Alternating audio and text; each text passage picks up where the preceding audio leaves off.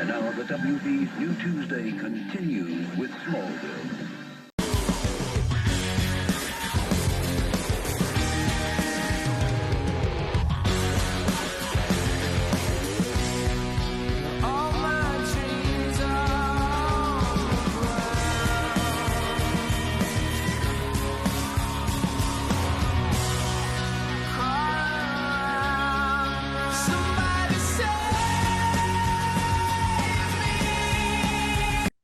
Hello, everyone, and welcome to Smalltalk, the Smallville Rewatch Review Podcast. I'm one-third of your co-hosts. My name is Ryan Cam. Thank you all so much for tuning in. We're going to be talking about Season 1, Episodes 10, 11, and 12 today. It's going to be so much fun. I got to introduce my co-host, though, first and foremost, from 3D Movie Cinema. It's Jacob Collins. Jacob, how you doing tonight? Doing great, man. Doing really good. As you can see, he prepared rigorously for this recording session. But next up to round out the trio is from his channel. It's Matt Wyatt. Matt, how's it hanging? What up? I'm so excited to come back on again and talk about the newest episodes. So can't wait. Yeah, but before we dive in, I just have one piece of house cleaning to do. In the last week's episode, I forgot like an idiot to put up the graphic for our ratings for Jitters. I was editing it at like 11:30 at night. I was so tired. I just plumb forgot about it. And then Jacob texted me, he's like, "You forgot the graphic." I'm like, I forgot the graphic. Crap. But I will put it up here in post. I will put it up so you all can see our ratings. We all really liked the episode, so there is that. But that is on me. I want to apologize. That was just a snafu, because I really do legit try and make this a well-edited show, easy to listen to, easy to watch. I really do put 1,000% into it. But, you know, mistakes still happen. So that's on me. I apologize for any snafus of any kind. But Jacob, thank you for pointing that out to me. I will do better. Don't apologize to me. Matt's the one's been crying all night about it. He's like, I had a good rating too. I mean, Matt did like that episode, so I guess maybe he was just not telling me or something. Oh, but yeah, Matt, he was sure to make sure his opinion for the last episode, Rogue, what made sure that right there, the rating system for that thumb rating system was there. He made sure Rogue had that rating system, but Jitters is like, I don't know. I think Jitters got lost in the mail somewhere. But as for Rogue, it's like, no, Rogue is a 1 out of 1 for me. I'm going to make sure y'all know that I hated Rogue, is what he's going to say. Yeah, he stood his ground. Yeah, I really did stick the knife in and gave it a little twist on the way out. But he did not like the detective, who was pretty much of a knockoff of Nick Cage of what he was describing. These 3 episodes are not as memorable as the other 3 episodes. Really? What'd you think? Did you like these episodes? For these episodes? Oh, yeah, but not the first one. Shimmer? Well, I think... Yeah, the Shimmer episode. Yeah, I think that's as good a place as any to jump into the first episode. It is Season 1, Episode 10, called Shimmer. The national critics have chosen Smallville as one of the best television shows of the year. Now, on an all-new episode, a presence that cannot be answered. And Lex said he felt something brush past him. Is a vengeance that cannot be seen. Whoever attacked you was invisible? Who's there? Lex? An all-new Smallville.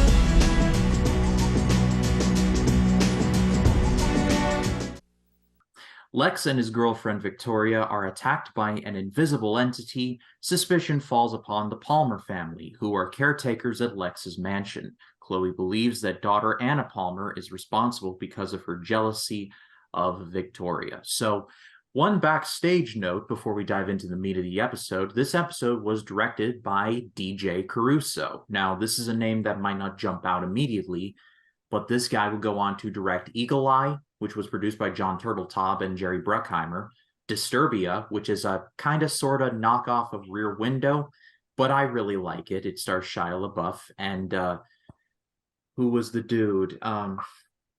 I'm going to remember. David Morrison, or not David Morse. Yes, that's the one as the villain, and I really did enjoy that one. And Triple X, The Return of Xander Cage, but hey, nobody's perfect.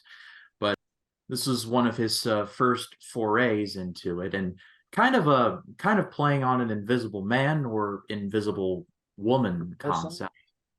Or yeah, what invisible person. But Jacob, what did you think? First off, I love the idea of the Invisible Man storyline. I like the ideas. I even like the idea of Invisible, the Universal Monsters invisible. But I always have issues with people that are invisible because how are they always so silent? Have you noticed that in every single media they always portray them as very silent? Like they're always silent. Like you're like, can they not breathe? Like, is there like is the serum supposed to make them where you can't hear them either? Because you don't hear this. Oh my God, someone's right there. There's someone right there. Seriously, there's someone right there.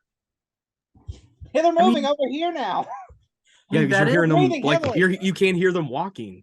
You can't hear them walking, or you can't feel the breeze coming past you. It's like, where's the logic though? Because I'm like, they're like, when you hear them going, they're right there. They're breathing. I mean, they can hold their breath, and they got a hell of a lung capacity. I'm gonna hold my breath. Well, the Vincent Price Invisible Man, he smoked, and well, you could pretty much put two and two together there. I'm sure he couldn't hold his breath for very long because of the tobacco, you see. Although I did like the scene where like he's in the smoke and you see that the smoke build a shadow of a figure when he beats the guy when the it was in the shower, the full of steam, and you can definitely see the reflection on him. I'm gonna tell you that dude must be very strong because for you to take weights and beat the shit out of somebody with weights and then not have like Absolutely. I mean, he was holding up dumbbells that were like 30 pounds of weight, and he's able to beat the crap out of him with it or toss it around like it was nothing. Did that ability give him enhanced strength? Maybe. Infinite lung capacity, like a GTA cheat. Yeah, maybe. And also, you're going to be wet too. And the way that he was using his invisibility, wouldn't he with kryptonite like invisibility, wasn't it like a paint or a plant or something that he had to doze all over? All of goo. Yeah, he would have seen parts of his skin, and he would have been naked. He's like, oh, that's even creepier when you put it like that. I mean, it's the naked man with paint on his face. Oh man, but yeah, if we talk about invisible people, we're just gonna be here all night long. But and make jokes about it. That is for sure. But we'll talk more about that in a second. I think this is the most heartfelt we see of Lex in any of these episodes. We've seen him scared, we've seen him spiteful, but I think we see him at his most heartfelt in this one because it all revolves around his missing watch, which his mother gave to him. And I love the scene where he explains the watch, why the watch means so much to him. It was a Napoleonic franc from the Napoleonic time. Tells the story about how Napoleon wanted to have his mom at his great coronation, but she had passed away. So he had the painter basically paint her in. And so I believe the exact line was, she was witness to his crowning glory through sheer force of will, or something to that effect. I thought it was a great job. I mean, Michael Rosenbaum, I mean, we've established he is fantastic, but I feel like this Lex Luthor is so complex that he can be the Lex Luthor that we all know, meaning Machiavellian, very thinking, very cunning, but at the same time, there's a lot of humanity in there, and especially in this show, because you forget his mom passes away, and it affected him kind of deeply. And the show doesn't take too much time of dwelling on it, but it just leaves you little clues of this is affecting him greatly, and just leaves it at that. I thought it was very well done.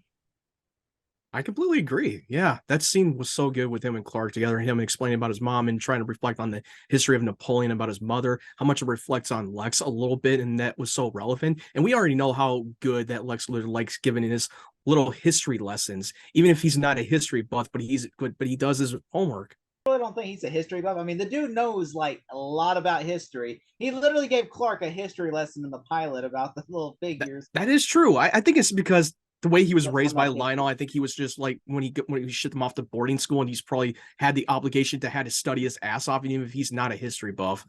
But well, he probably is, and he's just too proud to admit it.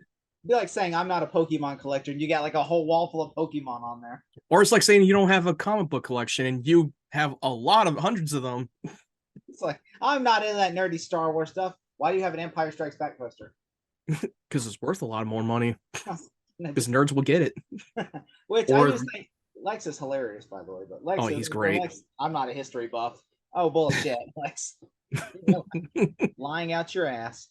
Even the Jesse Eisenberg Lex Luthor was a history buff. I mean, he has that big old painting in his office. I mean, come on. Wasn't well, you know, he was a history buff, yeah.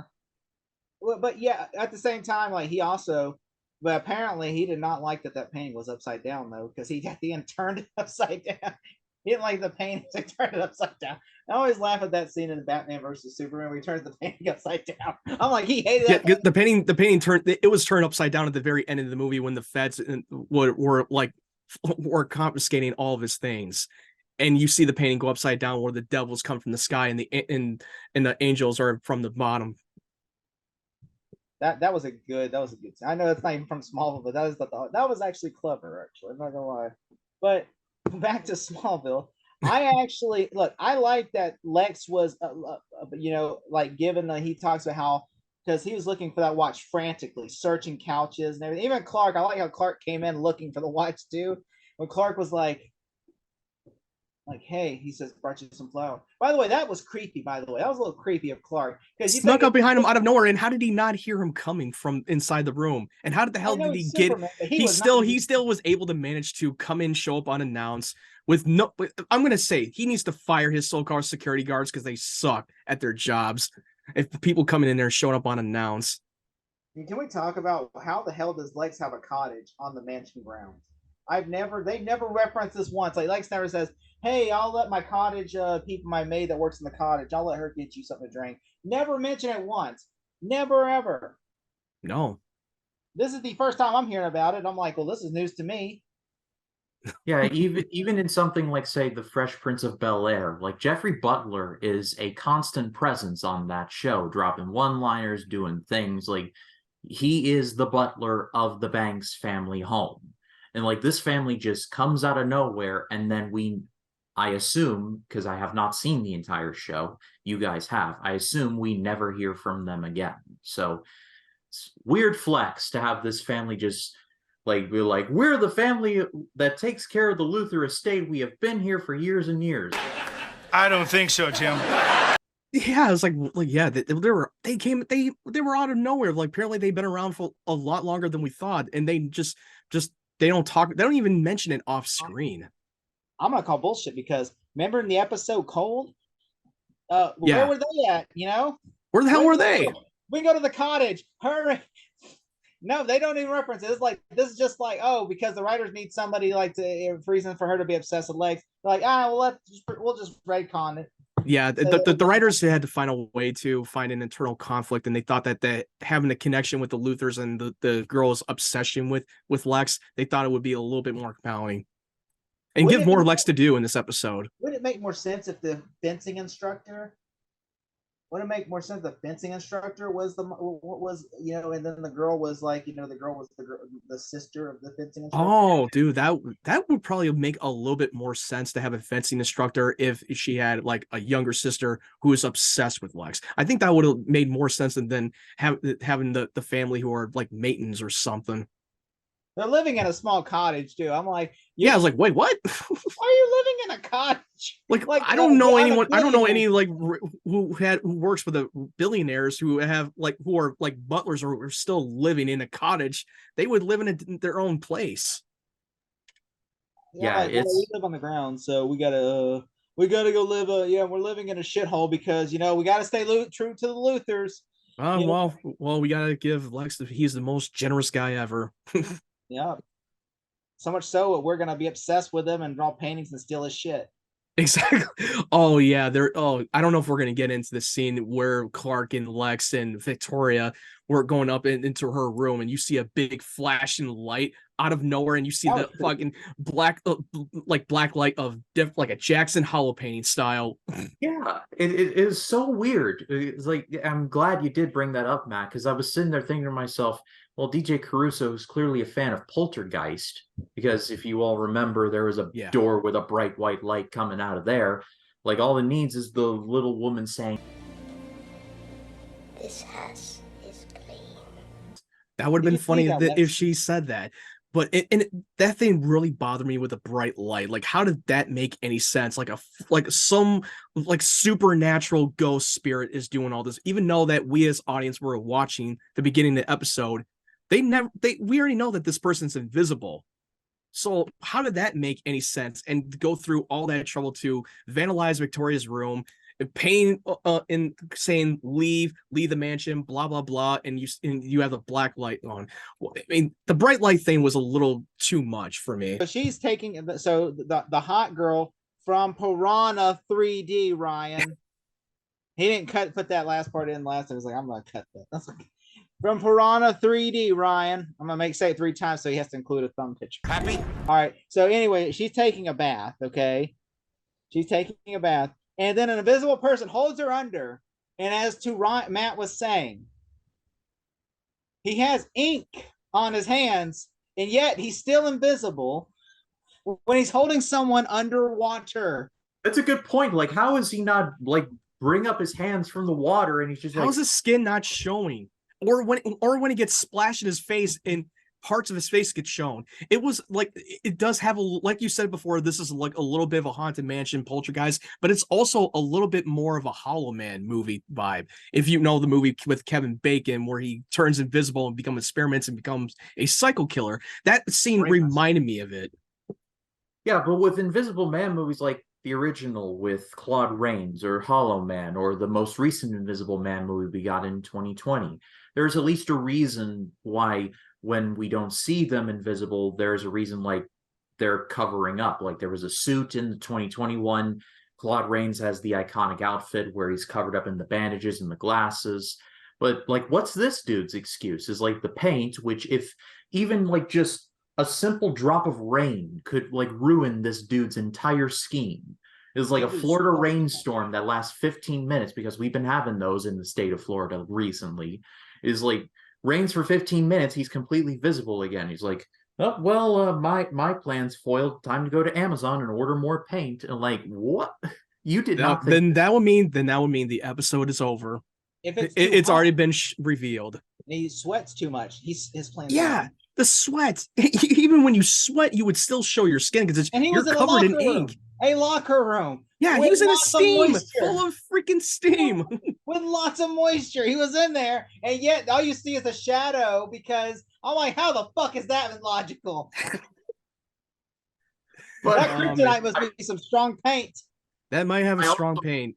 I also wanted to bring up before we move on, the room with the bright light. I love how it goes into like a dark light kind of room, like a laser tag arena. It's like, I thought it was like the same color palette as that gang from Batman and Robin, where Batgirl goes to test her powers and the gang leader's like, you look good enough to eat. Like, if you all remember. Poison Ivy, not Batgirl. Poison Ivy. Oh no, that was Poison Ivy. And I believe that there was another version of that from Batman Forever when Dick Grayson goes off and tries to pretend to be a superhero and pretends to be impersonating Batman. Oh, that's right. Yeah, I was getting my Batman and Robin characters confused. That was They're pretty much the same because it's Joel Schumacher movies. Yeah, sure. All right, this is we really kind of danced over this, but also, well, that was messed up that she was the Piranha girl, Piranha 3D girl, was stealing on Lex's laptop, stealing trade secrets. Like, she was literally on his computer looking at information. I'm like, oh, you bitch. Like, yeah, she's snooping around in his files with Cadmus in his computer. And then later when Clark shows up again and he's like, yeah, she was snooping in your computer, even though that Lex knew about it the whole time. It's like, yeah, she was snooping in my computer the whole time. It's snooping in my files. Like, I've known her for a long time. We play the chess game. He's playing her ass. He's way ahead of the game before the game even started. Which I also like how the girl that's obsessed with Lex, she carries him. She literally brings a tray and then she just throws it on the Piranha girl. She just throws like she just spills. Yeah, she spills a drink on her skirt. Like, just. Yeah, but the big twist in the episode is the fact that it is not the girl who is invisible, it is the brother who we have seen precisely 3 times in the episode up to this point, in one scene and then like little 2 smaller moments. It turns out he was the invisible man the entire time and not the girl. And I was just sitting there thinking to myself, why were you building up this invisible character to be the sister when in reality it was the brother? It just comes out of nowhere. It just made no sense to me. And then at the end, he gets covered in red and yellow paint to top off the paint that he has put onto himself. It's like a complete painterific frenzy going on with this guy. Man, I think it's just because they wanted to build up the plot twist and the suspense, and just because they're keeping us believing that it was the girl who's pulling all the strings, but the whole time it's the protective brother who's always the quiet one and who doesn't talk very much. And if you look back and watch the episode again, it kind of starts to add up because you start to see that he's always going to love her and protect her no matter what, even if he has to take far extreme measures to do so. It made no sense to build up to be the sister, but then it's like, oh, it was the brother. It's like, it just so sudden, it'll give you whiplash. Jacob, I'm sorry I ran over what you were going to say. I'm sorry about that. No, I was just saying, was it brought to you by Paint? Was this episode sponsored by Paint? Because there's a lot of paint in this episode. Brought to you by Paint. Brought to you by Sherwin-Williams. We had an invisible suit idea, or we had a guy he can shimmer with kryptonite, but we decided paint with paint. We had an endorsement with Paint. But why does it have to be paint? I mean, why couldn't he just been infected by the meteors and suddenly he can turn invisible willingly? Because they kept using they use kryptonite every freaking, like last week that Amy Adams farted out kryptonite. Right, yeah. So this week they had to we got to do it some clever way. I mean, I will say A for effort for the writers for trying to figure out a way to stop oh my God, I was walking and then I fell and I'm invisible now. Whoop-de-doo, because of kryptonite. Instead it's like, oh, I got magic paint that I can rub on my skin. I got a magic kryptonite paint. And then I could go. I mean, we already know that's kryptonite because if you paid attention at the beginning in the locker room with Clark and Pete, you start to see that Clark was a little bit under the weather and he was a little bit weakened. And my guess is that whenever he was near the brother, that he has the kryptonite ink all over his body and he felt a little bit weak. So it made sense. So it was kryptonite with kryptonite magic paint. Also, I think the idea of being an invisible. Also, like I always tell people, like, so if you ever had invisibility powers, what would you do? I would not go try to steal shit, because imagine you go to Best Buy to steal a TV and they just see a giant TV that's trying to pull it. Yeah, you're seeing a freaking floating TV and like, is this haunted? It'll be viral by sundown on TikTok. And it's so big now where like there's something invisible trying to pull that TV. Yeah, there's no way you would have gotten away with it. I mean, I just think it's so ridiculous that whoever did this, like, that they got away with so much, because they should have been caught when they beat up the person in the locker room. Like Clark should have literally went out there to Chloe and was like, or Chloe's like, hey, I just saw a guy beat up another guy and he had and his face was melted, so it looks like he's invisible. And then she could have figured out maybe it's invisible paint. That should have been literally like a 20-minute episode, but they're like, we got to drag it out. Yeah. And what is the episode dragged out with? A blood drive that Clark cannot do because he is an alien, which I think this is the least involved Lana has been in any of these episodes, unless like my memory fails me, because I think she's like barely involved in this episode. Like Whitney's not even here for a lot of the time, or else I'm just not remembering it. I'm not remembering it correctly. If you're writing this episode, Ryan, do you make it where the Invisible Man kidnaps Lana at the end and then makes it where Clark has to go rescue Lana from the Invisible Man? I mean, do something with her at least. I don't know, just the whole blood drive aspect, maybe with the exception of Clark not being able to do it because he is Kryptonian and we don't exactly know what his blood would be able to do. Well, it was just about the storyline about trying for Clark to make an excuse to be a part of that whole blood drive thing, and just so that he can get close to Lana, because Whitney rejected it because he's got a lot of stuff on his mind. Until I don't know if we're going to get into it next, but when we get into the next with Whitney and what's going on with him, there's a reason why he's not going to use needles. And even if they try to use needles on Clark, he's invulnerable. Nothing can penetrate his skin. It would break apart. And even if they do extract his blood, his DNA is alien. And yeah, so now Clark is going to have to make an excuse to trying to find a way to be a part of the blood drive and the cause without having to donate blood. But we already know that the real reason he's doing this because he want to get close to Lana and try to make his move. I would have made up an excuse like, oh, I don't know. I said those piece of shit dollar store needles ain't nothing on me, my skin. And then I'm just like, okay, well, we'll get some more needles. And then like I'm like, oh, sorry, Lana, these dollar store needles aren't working on me. And then like, well, we'll go to the drugstore in downtown and we'll get some better needles. Oh my, I can't. I got farm chores I got to do tonight. Yeah, and he tells it to Jonathan and Martha again, like, okay, now I'm gonna have to not take needles and probably look like a wuss. Yeah, he's like, he say I can't, but then he just tells her, it's like, hey, I got a little thing for needles. It's like, okay, there's nothing to be embarrassed about. It's okay, Clark. Yeah, and then like I love in that exact moment, or like Nell comes out and he's like, Clark, what time is it? And he's like, I don't know, but it's late. And like, smart kid. I don't think so, Tim. Yeah, he was about to literally make his move, and Lana was literally willing in the moment to cheat on Whitney. Nell's so pro Whitney, she hates Clark with a passion. She's like, that Kent boy is so weird. Well, no, and it's because that if Clark did mention that Aunt Nell and Jonathan Kent dated a while back before he met Martha. They had their history together, and they never mentioned why they broke up in the first place. And Nell took it very hard, according to Lana. Oh, she probably has Whitney's #1 shirt on there. She's like, oh, Whitney's #1. Clark Kent can go suck it. I think she's taking it so personal for her heartbreak with Jonathan. I'd be surprised every time Lana walks up in his barn if Nell doesn't pull up in a truck and, hey, Lana, it's time to come home. Oh, okay. Like, Clark, and she goes, hey, Clark. That would be a good gesture to Clark. Just like flips him off and drives away.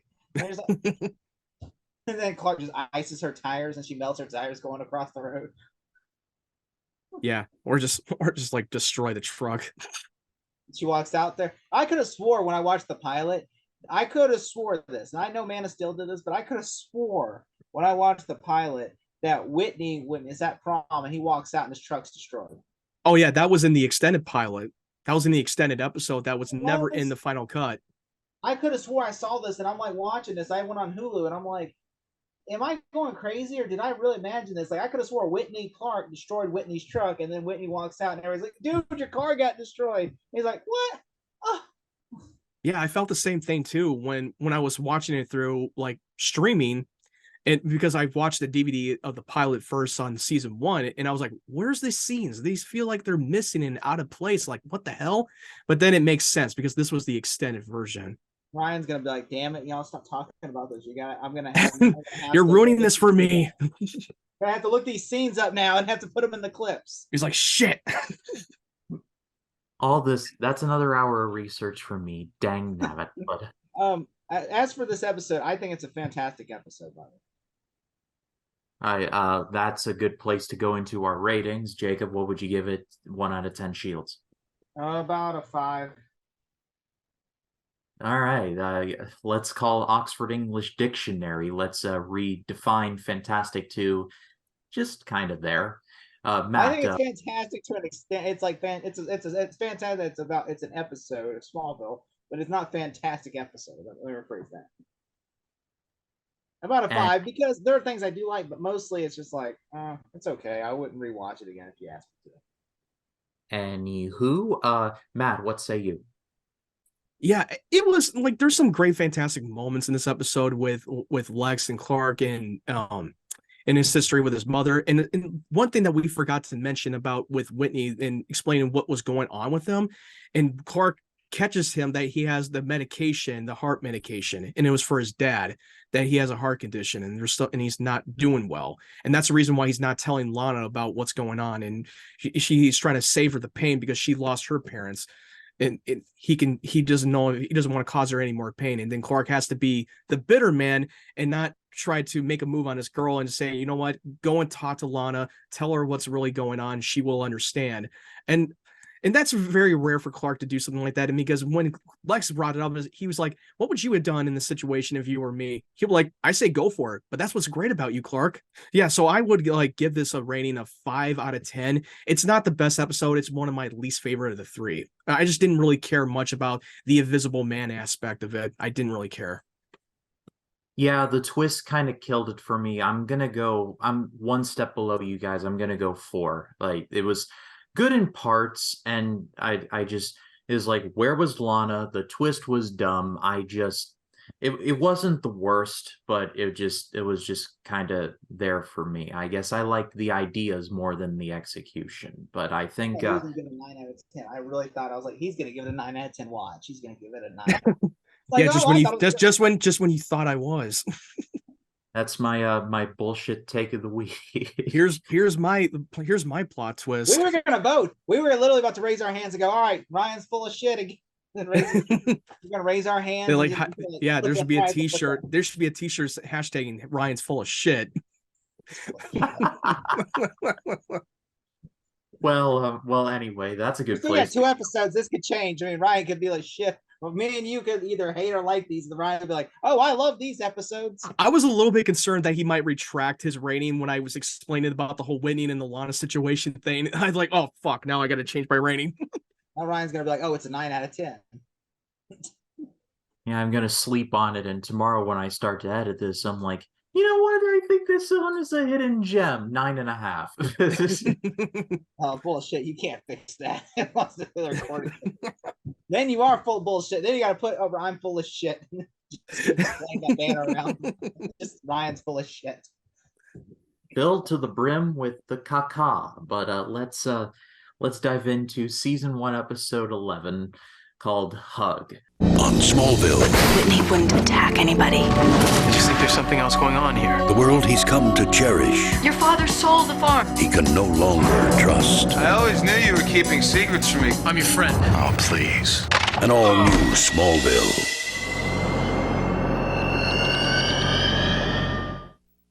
Bob Rickman, no relation to Alan, or is he, is an evil businessman with a supernatural power of persuasion, which he uses to buy the Kent farm, despite Jonathan's repeated refusals.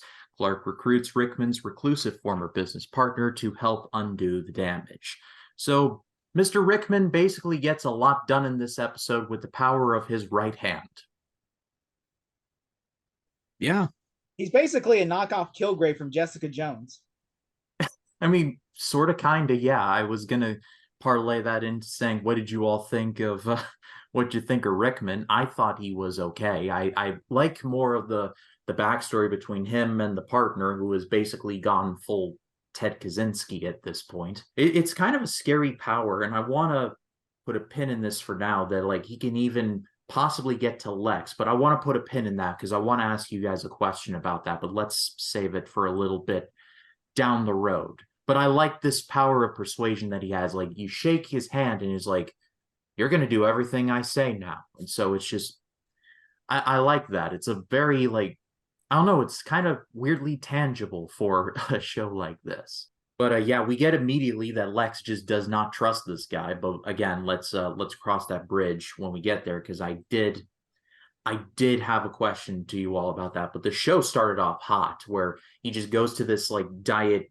off-brand EPA agent, and he's like, I want to build in Smallville. And the guy's like, yeah, no. And then does the thing, and he's like, you know what? You see that city out there? That's full of people who just do not have purpose, and neither do you. And the guy just falls to his death. I'm just like, well, I did not expect it to start out that way. Jeez. It's kind of that was a little bit extreme when he's persuading him to make suicide, because he was gonna just go. He was about to destroy him, and he was not going to take that chance. There was no way in hell he was going to allow that to happen. He wants to buy off all the other lands and put it in a toxic waste, and now he wants to go back to the hometown where he was from, Smallville. Yeah, what did you think of Kyle Tippett? I was interested to hear what you guys have to say. How did it affect his hand? Literally, how did it affect his hand? Was he whacking off and the meteor shower hit? And then he's like, oh, God! Oh! And then he's like, Oh my god, my hand! I can touch things now and make them do it. They were in the car accident. I think that the powers that reflect on them because they're the best because they were the worst salesmen, and I think that those powers just reflect on the person that they are, and that's the only excuse I could come up with. And it's gonna be. Well, I don't think they were I mean, they probably were jacking off when they're in the car because they fucking were in the accident during the meteor shower. So, you get me, I don't know. I got you, buddy. He's like, you get me, I got you. I got you. You got me, I got you, buddy. It's not gay if we're both doing it. What were Rickman and Tippett doing in the car on the day of the meteor shower? All this and more on Unsolved Mystery.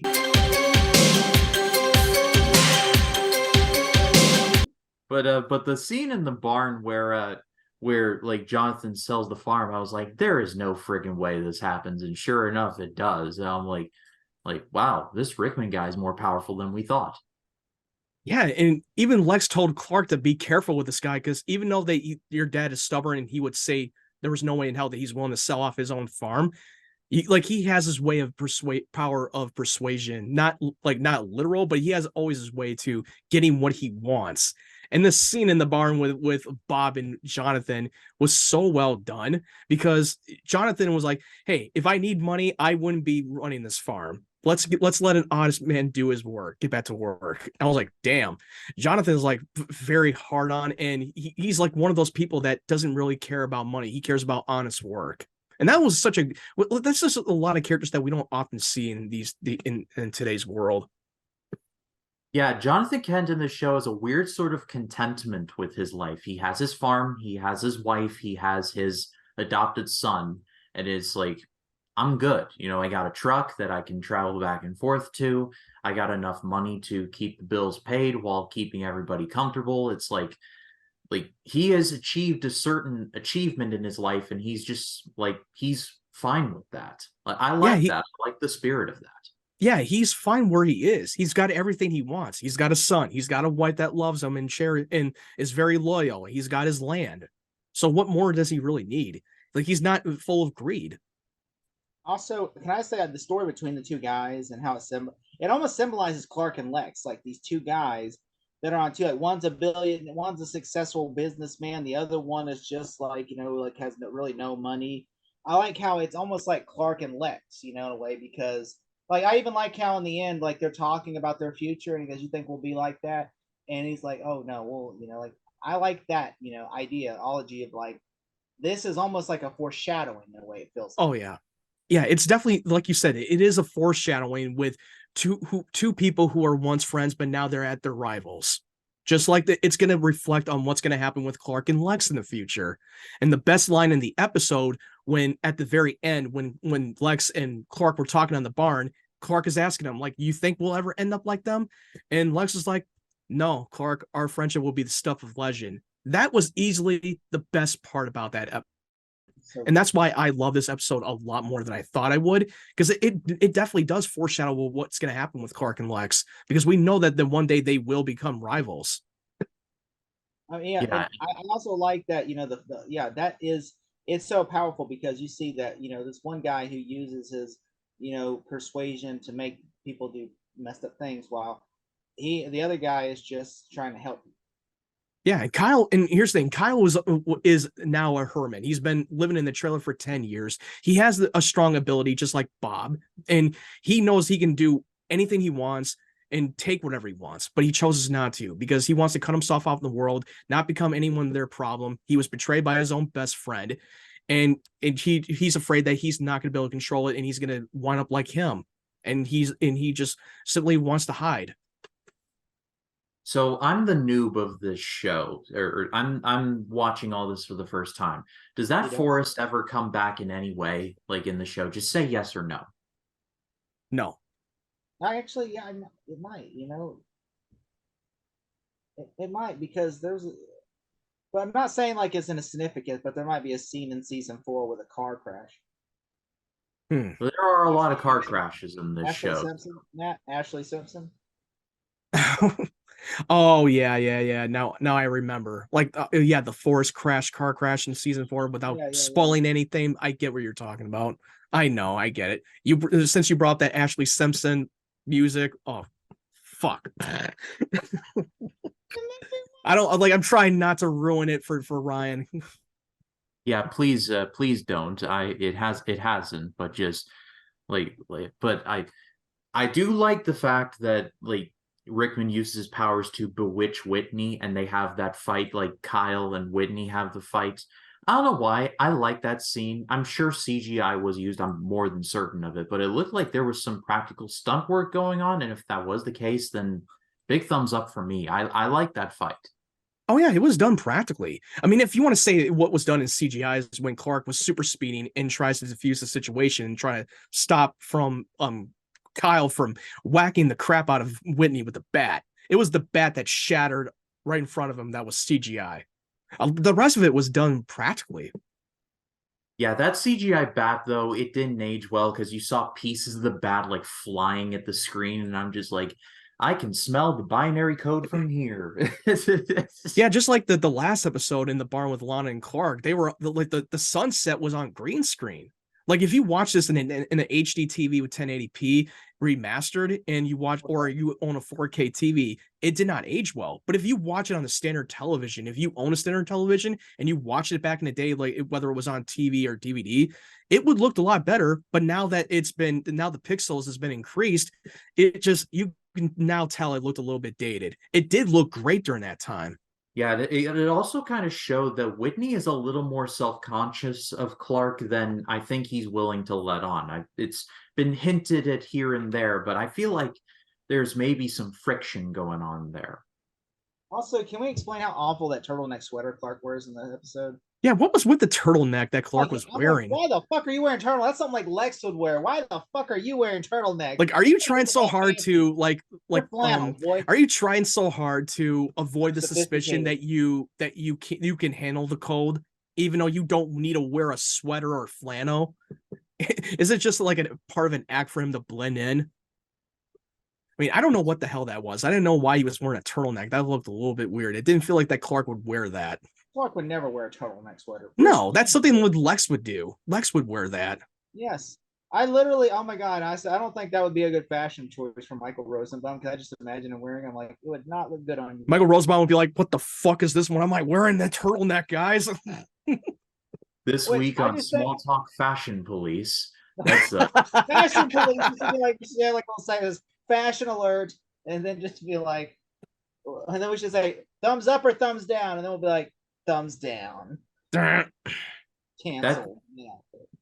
That turtleneck is a third-degree murder of fashion. Or something like that. But I guess it's a good point in any to go into the question that I had for you guys as soon as this episode was over.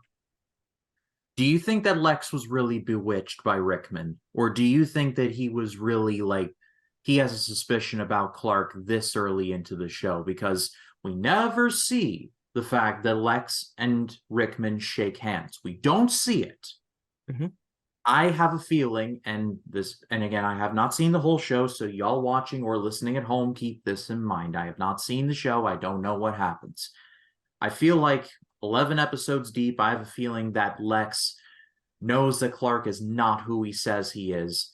And I feel like he used the bewitching as a bit of a disguise to kind of see how Clark would react to the situation. Again, I could be totally wrong, and I more than likely am, but when that episode ended, I was like, Lex stayed as far away from Rickman as humanly possible. He even said in one scene, please don't touch me. But then, before it goes to commercial, like Rickman sticks his hand out, and Lex is just looking at it and looking at him and looking at that, and we don't see anything.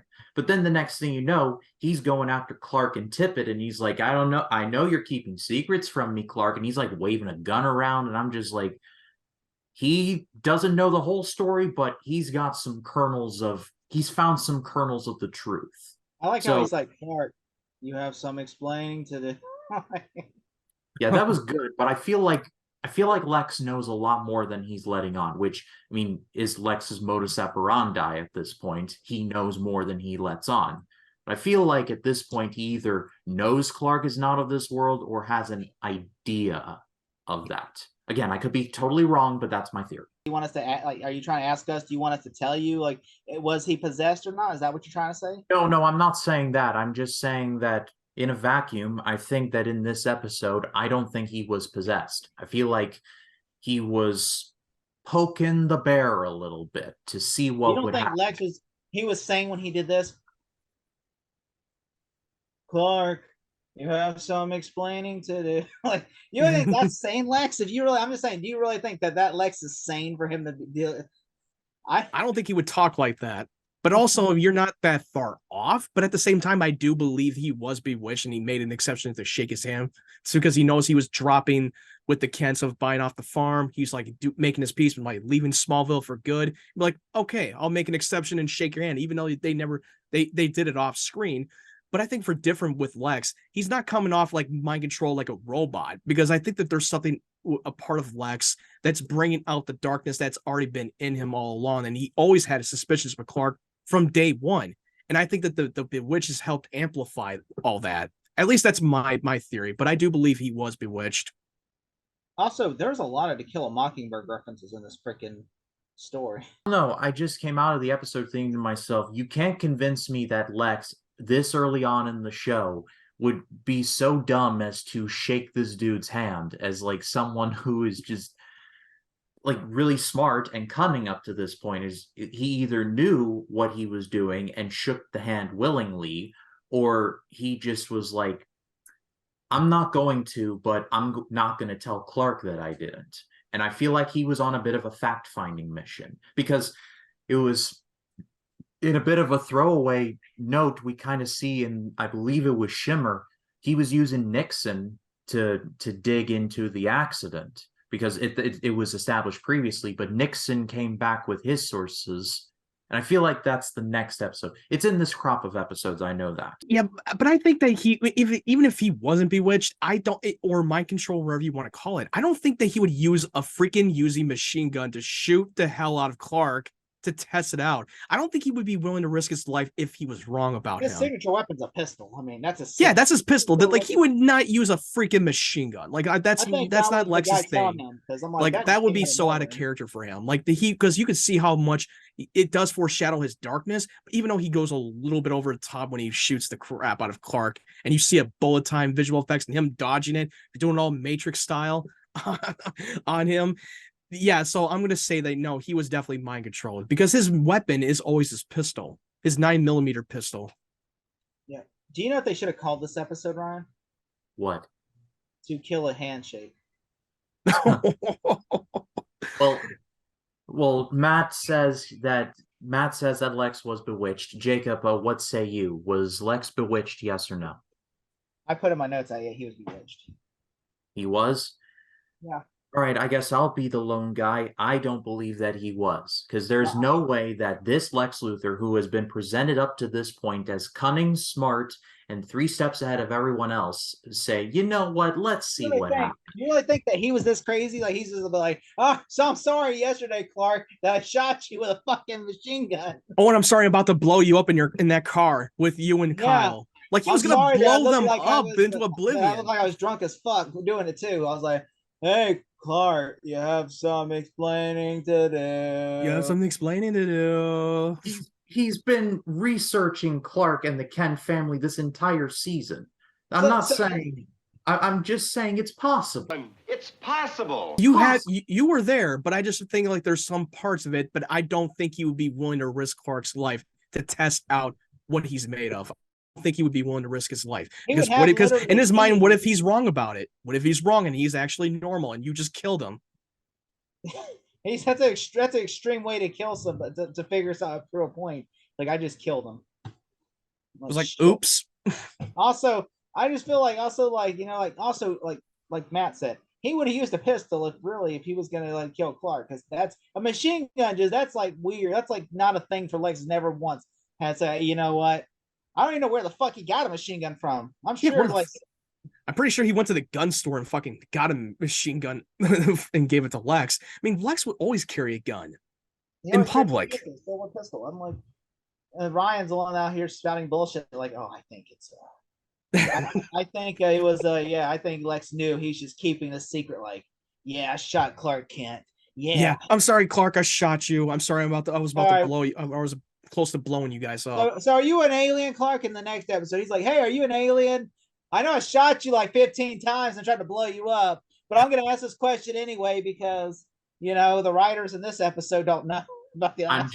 I'm just saying, in the next episode, he uses Nixon to investigate the car crash, and then at the end of the episode is like, "Yep, I was wrong." So I'm just saying there is precedent to believe that Lex had at least an idea that Clark was not who he said he was, and he saw that as a test. But that's the hill I will die on this week. Last week it was Rogue. This is the hill I die on this week. Yeah, but I pass it off. Ryan, do we pass it off to Ryan's bullshit, full of shit?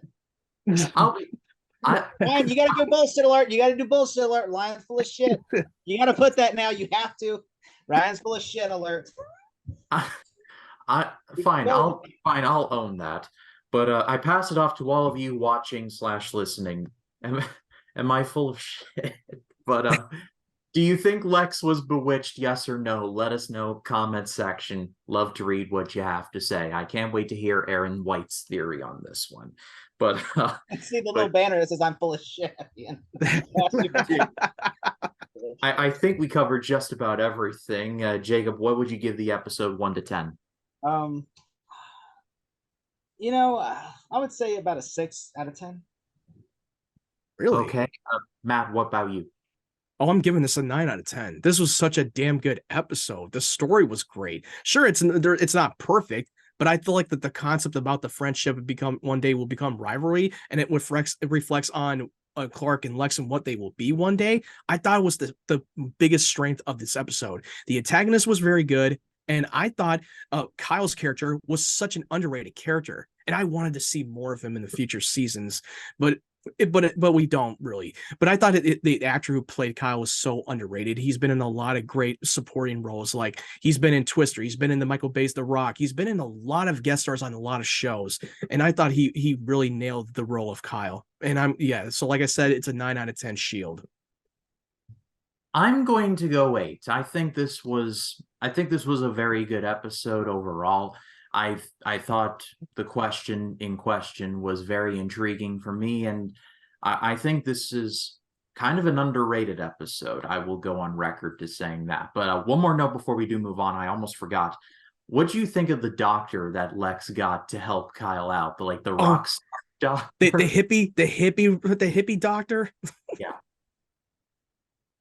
Oh my God. Out of all the doctors in the world that you could have found to help out Kyle's bullet wound, really? But I think that they you got to get Tommy Chung from that 70s show. Yeah, you got to get Tommy Chung from that 70s show. Hey, man, we're going to get this bullet out of you, man. Don't get this bullet out of here, man. Hey, where's my taco on your bullet wound, man? Don't worry. Oh, hey, where's my money, man? How about with Club Zero, Lex? Hey, what? All right, well, on taco on your bullet wound note, let us now go into the final episode we're covering this episode. Season 1, Episode 12, called Leech. In one instant, his powers will be taken and passed on to someone else. I just don't understand what's wrong with me. My powers aren't coming back. You don't have to hide anything from me. Nothing on this earth can stop me. And all new Smallville. Clark and classmate Eric Summer are both struck by lightning while Eric is holding a meteor rock, kryptonite. And Clark's powers are transferred to Eric. While Clark experiences normal humanity, the emotionally challenged Eric goes on a rampage. So this is the world in which Clark Kent is not Superman. And honestly, I thought this episode was quite good. Shout out to, let me get this actor's name right. Shawn Ashmore, thank you, who plays Eric Summer. Iceman from X-Men. Yeah, and it had a great exchange with Wolverine in X2. Oh, he cooled off the product placement Dr. Pepper for Wolverine in a very nice moment.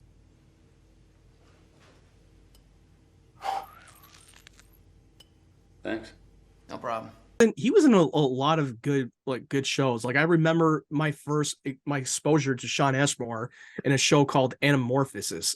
Anamorphosis. In a Heartbeat. My first. Yeah, and it was In a Heartbeat as well. Both shows that came out on Disney Channel. It was that like was an intense show for a way. In a Heartbeat. What about Anamorphosis? What network did it go on? Like I cannot remember.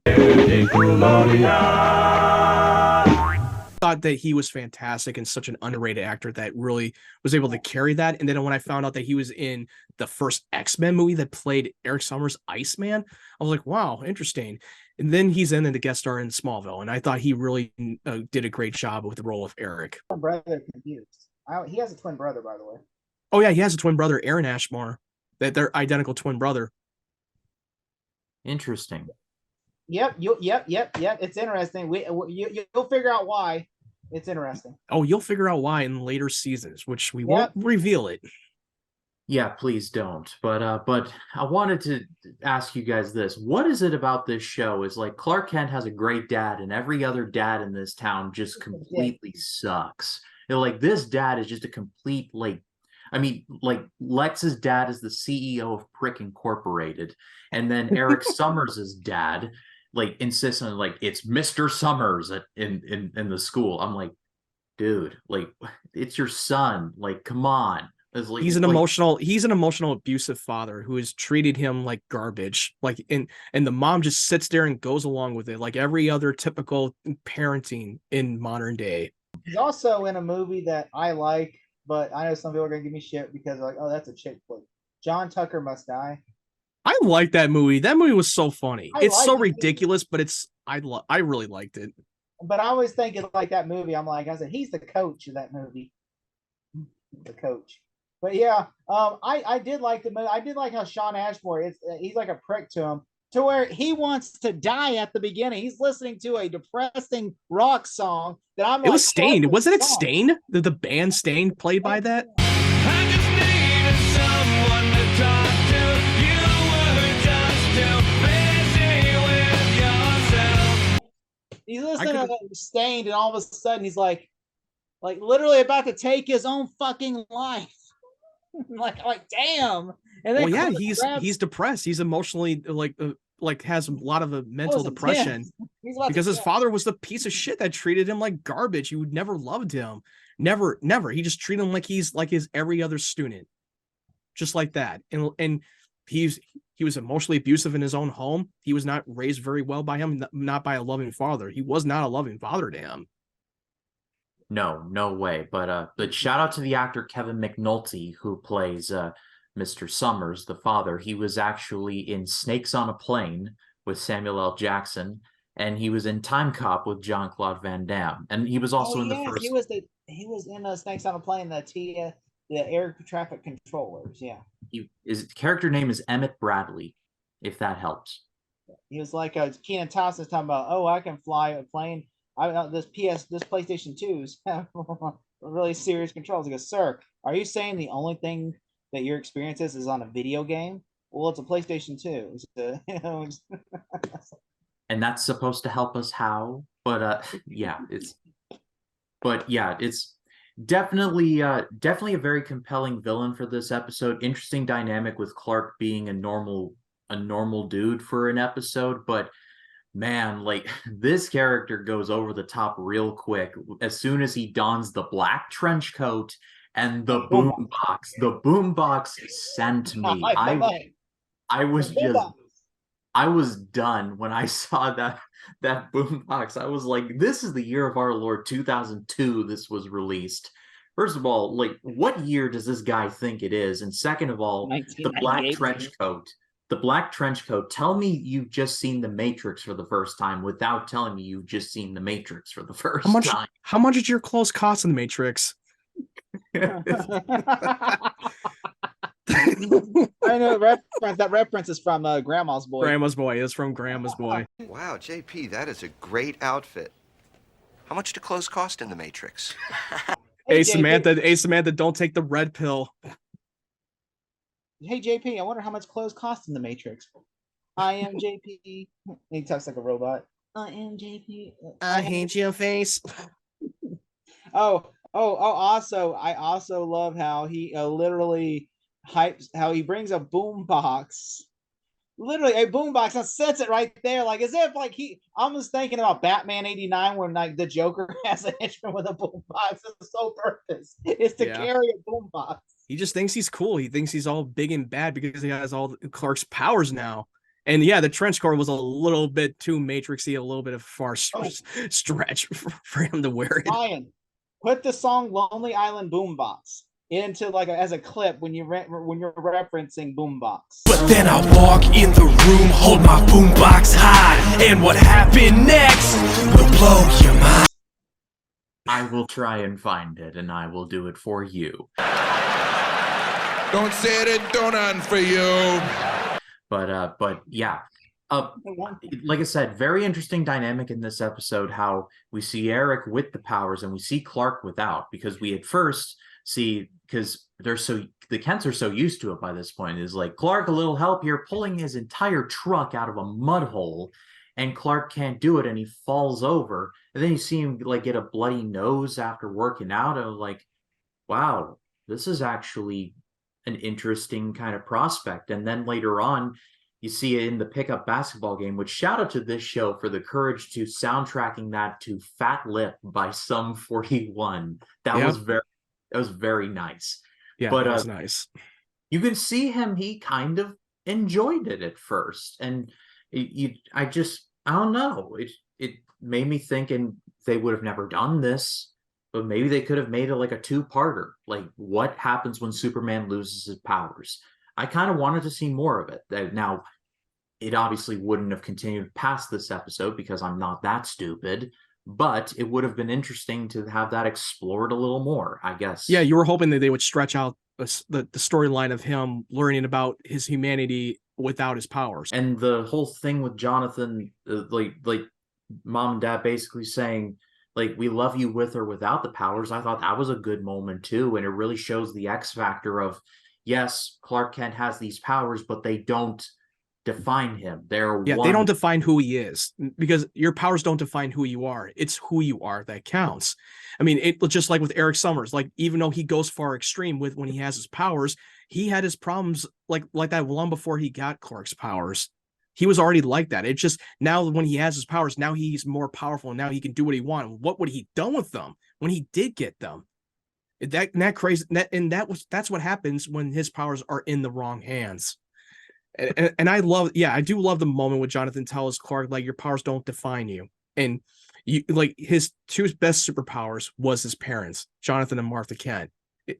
And if it weren't, like, we don't know what would have happened if he wasn't raised by the Kents. What if he was raised by the Luthers, where he was raised with the Summer family? He would have ended up in jail or worse. What if he was raised by Vought? Maybe. He might have been a lab rat. He could have been a lab rat experiment. That's what Mr. Summers was threatening to do to his son. Oh, yeah. Just when he found out that he has powers, when he was revealed himself to the public about his abilities, he had no problem of just saying, yeah, we're going to take you somewhere where we can study you. I'm like, what an asshole father of him. He was his job is to protect him and not the other way around. And you can see the performance in Shawn Ashmore's character, Eric. He's like, I'm not your damn lab science experiment. Now you're just making this all about you. It's like, dude, you're my dad. You're supposed to protect me. And like, yeah, you're right. What a shitty father would do that to their own son. And that's what's so great about the Kent families, that they would always protect him no matter what he is. Also, I kind of wonder, like, what if he was raised by Richard Simmons? Yeah. Because literally, like, would he be an exercise? You're working it. Oh crap! We just broke another board. Shit! Imagine it's like Clark would be aerobics instructor for his life. Yeah. Doctor Strange in the Multiverse of Madness would have been so much better if they had that in there. But wouldn't that be something? Also, I also had this. I was thinking about this. So, doesn't it bother you that Lex at the beginning is investigating Clark, and then it goes to an entire different story with Lex and his girlfriend? Like, didn't it feel like this was two different episodes, and they just didn't finish that? Oh, yeah. The Victoria episode where now he's now he's meeting her father. And with the horrible fucking British accent, which, fun fact, he's not actually British. He's actually Canadian in real life. And when I watched that scene of him trying to do the accent, like, I can't even tell if you're trying to make fun of a fucking British accent because it sounds very terrible. Oh, hello, Lex. Oh, hello. I want to take your mom to chemist lab. It reminded me of that Bill Hader at the Royal Family SNL sketch with Bill Hader and Fred Armisen, where they're the royal family. And Bill, every time they're like really proper English, and then whenever they walk away, all of a sudden they're like, "All right, now, mate, we're going good like this right here, mate." The moment that Victoria's dad opened up his mouth, I could not stop laughing. Like, I can't even tell you're trying to fucking make fun of the British accent because there's no way now I bought into it. It was like, oh, hello, Lex. What about to take your little chemist lab and take over lift the cup? And he's like a twirly mustache. It was like Nicolas Cage in National Treasure 2. Good afternoon, sir. Hello. Been drinking, have we? Just a nip. Just pop down to the pub for a pint. Bit of all right. Going to arrest the man for that? Going to detain a blighter for enjoying his whiskey? Where he's just like, oh, yeah. When he's like, hello. Oh, God save the Queen. God save the Queen. Boy. I'm gonna have clips for days for this part. This is gonna be funny. Yes, of course, sir. If I may inquire, what in fact happened to Mr. Renfield in Transylvania? Today I'm a screever, and as you can see, a screever's an artist. Shout out to the actor who plays Mr. Hardwick. His name is William Samples, and his biggest credit on IMDb is The Big Year from 2011, where he plays British tourist. Isn't that the reason why the writers hired him to do this? to have that fake British accent? Oh, we saw Smallville season 1. Obviously, he knows how to do a British accent. Oh yeah, one thing I forgot to mention about Eric Summers, the actor who plays the dad. He was in. I don't know if you remember, but he was in the Fantastic Four movie, the one back in 2005 when he played the doorman in the Baxter Building, and then he was a guest star on Supernatural. Bernard, yeah, because they didn't they shoot in Canada? Yeah, I believe they did. I'm not exactly sure where they shot in that location for that movie. I actually have a Ben Grimm thing figure up there. So. Oh yeah, you do. Oh shit. Michael Chiklis all the way. Yeah, Michael Chiklis is the Thing. Yeah. That was the superior, the Thing. Even if the film is not the greatest, but the casting was great. Film. I like both of them. I'm like, the first one was a guilty pleasure. It was a guilty pleasure. I like it. I think they get dumped on way too much. I like Lawrence Fishburne as the Silver Surfer. I like his voice, but they made Galactus this like a stupid dark cloud. It was like they did it dirty. If they would have did this in the 80s, they would have used just a guy on green screen going. I mean, if they were to do it today for Galactus, I mean, it's pretty clear that they will. I have a feeling that they are going to use Galactus in the MCU at some point, but if they do, they'll probably do it right and do it a little bit more comic accurate instead of the one that we had back in 2007, where he's just a dark cloud, destroys planets. Like, that's stupid. I don't feel bad for them. I just feel like it was a different time period, and the director even said I tried to use the real Galactus, but it just looked too goofy on screen. So and they thought the studio probably thought it was going to look too goofy back in the day. They just probably were not ready for that yet. He said, make it look like a natural disaster. Galactus look like which I'm like, you know what? I'm fine with that because I'm like, you know what? This was a different movie with a different time period. I think if you would have saw Galactus as a giant man going, the studio probably would assume that the casual movie going on who have never read comics or don't know about Galactus, they're not going to care. One more note before we go away from this. I didn't love Eternals, but I love how they communicated the size of the Celestials. And when I saw it, I said to myself, if they treat Galactus this way, oh man, that's going to be epic. But let's go back to the episode proper. Clark experiences humanity. Eric experiences the powers. Lana, the movie theater and the flower shop are closing now, which I had no idea that Nell owned the movie theater, number one. It is like, this just kind of came out of nowhere. Like, Lana got done dirty over these 3 episodes. Like, she was involved in a lot, and then here it's like she's barely even here. Dude, Lana was so annoying in that last episode with Hug. It's like, why did you believe Whitney over Kyle? It's like, I don't know all the answers, Lana. Give me a break. We're trying to look into it. And I wish that Clark would have like explained it a little more, have a little explanation of what he's doing. Like Chloe and I are digging to it and trying to get answers. And he didn't say, I was like, why don't you just tell her that? And then she just kept on like banging on Clark. I was like, oh God, Lana is so annoying. Also, didn't it really suck that that there? All right, this is. I was looking at this and I was thinking this is stupid. So there's a mugger waiting for look for to mug people on the street, and then it just runs and that's how we find out that that Sean Ashmore's got the powers. I'm thinking this guy literally had that jock girl, the jock, the boyfriend that Sean Ashmore likes. The girl that he has a crush on. That would have been a plot twist if he would like the boyfriend. He's like, he bullies me every day, but I like him. It's like that would have been a plot twist in this own episode. Even when Eric was trying to put the moves on that girl, she was all grinning and smiling, like, yeah, I like that. Like, dude, dump this stupid jock boyfriend. Like, what the hell are you doing? Jacob, I thought it was so funny though. He goes up there and just makes him his little bitch by going, "You're going out with me," and then he just throws the fucking truck across the fucking parking lot. He just tossed him while he was hiding under the truck. Jacob, do you honestly think that the WB in the year of our Lord 2002 would have been ready to handle a storyline like that? I don't think so. He's like, and they just like, I don't look that it wasn't. We didn't even get our first same-sex kiss scene until season 4 of Smallville. So yeah. That had to be between two chicks because they're like, we can't do that with two guys. But nowadays it's easy to do that. But yeah, back then, you can do that now in today's world. You definitely can now. Oh, you can do it now. That's a lot of people. I just laugh because some people when Smallville was promoting its 20th anniversary. Someone asked Michael Rosen and Tom Holland, "Do you think there was sexual tension between Clark and Lex?" And Michael Rosen was like, I've never seen it that way. I always see them as brothers. I've never once saw them as lovers." You know how much they would love to see that. They were like, did they have sexual tensions between the two of them? Klex. By the way, in season 6, when they're talking about when season 6 on the season 6 blue DVD, they're talking about relationships, and Michael Rosen jokes, "Well, I've always thought Clark and Lex should have got together."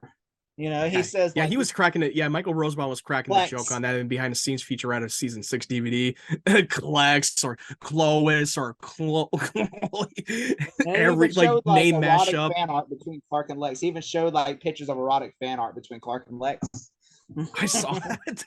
Well, MySpace was still pretty novel around this time, so you never know. Oh my God, I remember MySpace. I was crazy with MySpace back in the day.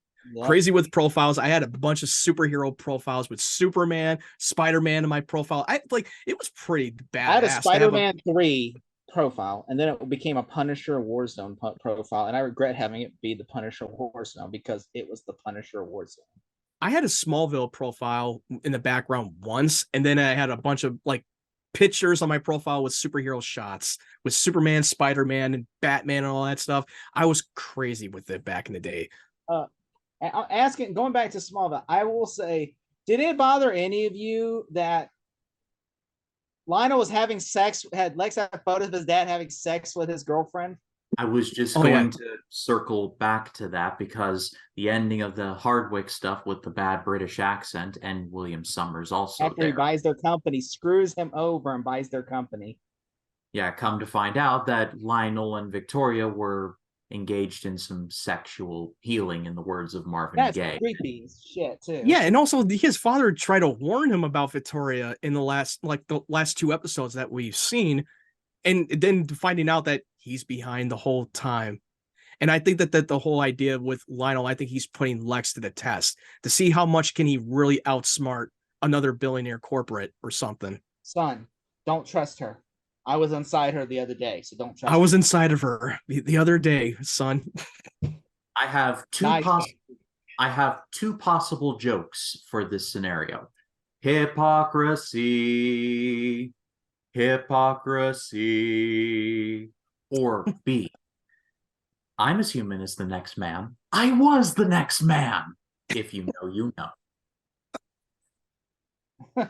Oh, I just think honestly, like Lionel's it, and like stares at that photo for more than 20 minutes, like. I mean, you had sex with Victoria, and then his dad had sex with Victoria. You technically had sex with each other. If that that's now it's just getting like a little bit weirder. We're Eskimo brothers from the quote from the show called The League. Eskimo brothers. He's looking like that photo, going, "Man, my dad's got a dope dick, man. I did not know that." I said, oh my God. Abandoned ship. But you'll feel better once you get out of those work clothes and into some sweats. The final battle between Eric and Clark, I thought was very good. I like how they had to recreate the incident that started all of this. I thought that was nice, but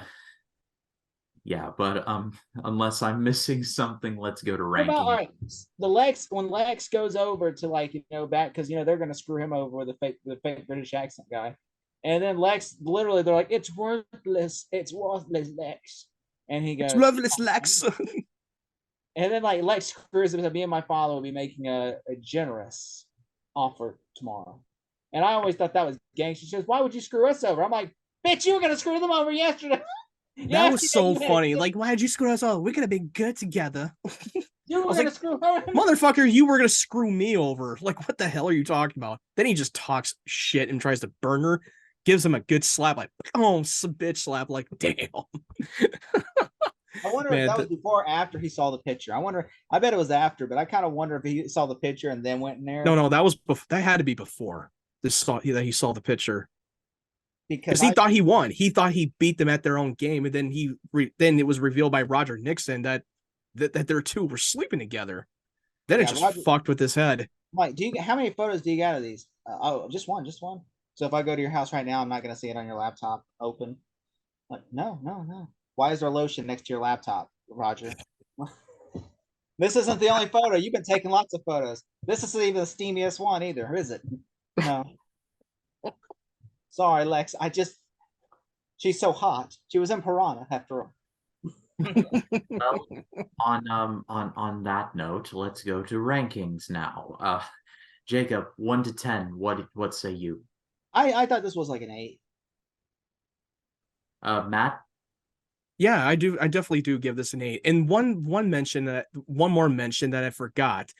The Cadmus, in case you don't know about the name of the Cadmus, it was done in the DC comics, but it was also like brought up in the show called Young Justice, where Lex Luthor was experimenting on the human cloning gene. That was a little bit of an Easter egg right there. Yeah, I was going to say, I remember hearing Cadmus something, and I just couldn't put my finger on what it was. Turns out it was Young Justice, and remember, that show was awesome when it was airing. That was such an underrated show. And without spoiling anything, it does play into the future seasons without giving it too much away for Cadmus. Because we already know how much Lex is so into the whole human cloning gene. Yeah, absolutely. Yeah. I think we're all in unison. I'm going to go 8 as well. I thought this was a very good episode. I like all the characters. I think they're all pretty interesting. It's kind of an interesting, dare I say, Elseworld story where we see, however brief, what Clark Kent would be like without the powers.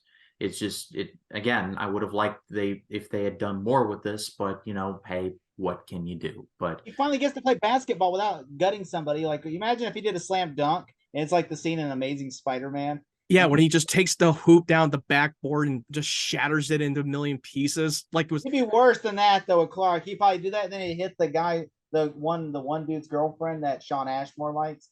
He'd probably go down there and crush the dude's skull. And the dude, that would have been so extreme.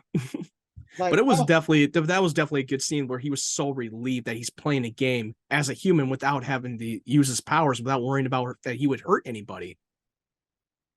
I don't have to kill nobody now. I could play normal. Yeah, I could play like everybody else. And it was just a great scene. Like when he asked Martha and Jonathan, like, would you still like me even when I don't have my powers? Will you still treat me differently?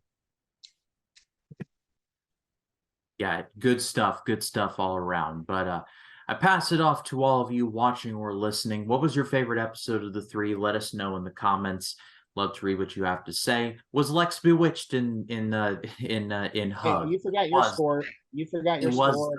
Matt's score.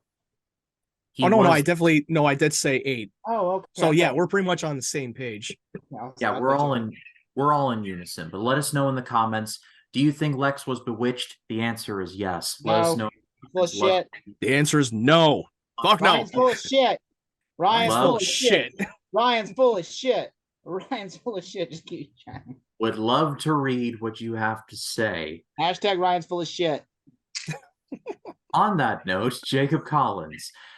So by the time that this episode airs, it will be Thursday, or no, not Thursday. It will be Tuesday, the 18th, 19th, 20th, the 22nd. I'm going to assume. So that Friday, Jacob Collins will be joining me on my channel for the road to Saw 10 by joining me to talk about Saw 4. But other than that, Jacob, tell the people where they can find you, what you've got coming on your channel. You can find me at 3D Movie Cinema. I think Strays is going to be my next review. All right, yeah, looking forward to that. Matt, what about you? Yeah, you can find me on YouTube channel. You can go subscribe to my channel because I got my latest review up with Teenage Mutant Ninja Turtles Mutant Mayhem. I know it's been out for like a couple of weeks, and if you want to see my other reviews, I got my Barbie, Oppenheimer, Mission Impossible: Dead Reckoning Part 1. My next review will be Blue Beetle because I will be seeing it tomorrow night. By the time you watch this video, I would already have my Blue Beetle review up, so keep an eye open. Go follow my social media, and Ryan will definitely put the link tree in the description down below, and I would really appreciate the support. And give it a like on my videos and go subscribe. Yeah, the link tree is definitely in the description. Subscribe to Jacob, subscribe to Matt, and subscribe to this channel. Click the bell to allow notifications. Smalltalk podcast dropping every Tuesday.